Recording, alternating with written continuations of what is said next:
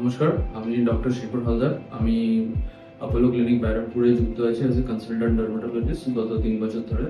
আজকে আমি একটা খুব কমন স্কিন কন্ডিশন নিয়ে কথা বলতে চাই, সেটা হচ্ছে অ্যাকনে ভালগারিস, যেটা কমন ল্যাঙ্গুয়েজে আমরা ব্রণ বলি।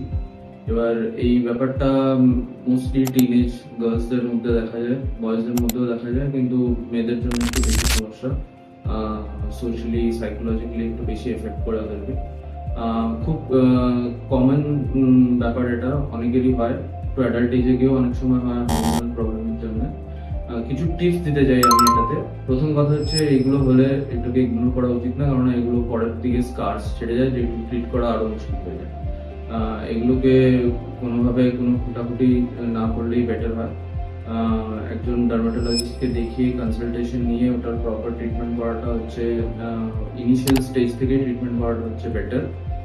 কিছু ডায়েট কন্ট্রোল করলে ভালো হয়, যেমন ডেইরি প্রোডাক্ট, সুইটস আর বেকারি প্রোডাক্টসগুলো অ্যাভয়েড করলে অনেকটা কন্ট্রোল করা যায়। তার সাথে কিছু মেডিকেশন আছে, প্রপার প্রোডাক্ট ইউসেজগুলো জেনে নিতে হয়, কী কী জিনিস ইউজ করা যাবে না, কী কী জিনিস ইউজ করলে বেশি করে হতে পারে, কী জিনিস অ্যাভয়েড করতে হবে, কতটা পরিমাণে লাগাতে হবে, কতটা ফ্রিকোয়েন্সিতে লাগাতে হবে, কোন সময় লাগাতে হবে, এই সবগুলো একজন কনসালটেন্টকে দিয়ে জেনে নিলে বেটার হয়।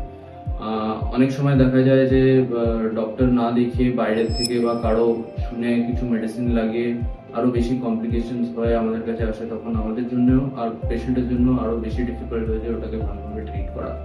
তো আমি এইটুকুই বলতে চাই যে আহ, ব্যাপারটা খুবই সামান্য। ইনিশিয়াল স্টেজ থেকে যদি ট্রিটমেন্ট করা হয়, তাহলে ট্রিটমেন্টের পরের যে এফেক্টগুলো সেগুলো আরো বেটার হয়, স্কার্স কম হয়, আর একটা বেটার রেজাল্ট পাওয়া যায়।